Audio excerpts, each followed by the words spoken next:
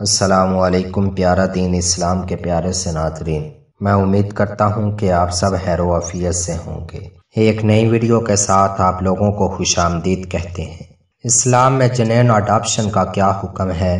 مثلا ایک آدمی کو بچہ نہیں ہوتا، وہ کسی دوسرے کے اسپرم اور انڈوں سے تیار کیا ہوا بچہ اپنی بیوی میں ٹرانسفر کرے اور وہ حاملہ ہو جائے اور اس سے بچہ پیدا ہوا ہو تو اس بارے میں کیا حکم ہے؟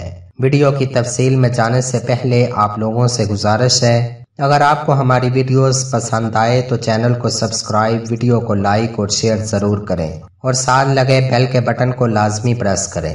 مرد کا نطفہ اپنی بیوی یا باندی کے علاوہ کہیں اور استعمال کرنا ناجائز اور حرام ہے، اور جس طرح نکاح کے بغیر مرد اور عورت کا جنسی تعلق حرام ہے، اسی طرح شوہر کے علاوہ کسی دوسرے مرد کے نطفے سے عورت کے بیضے کی مصنوعی تلقیح بھی حرام ہے۔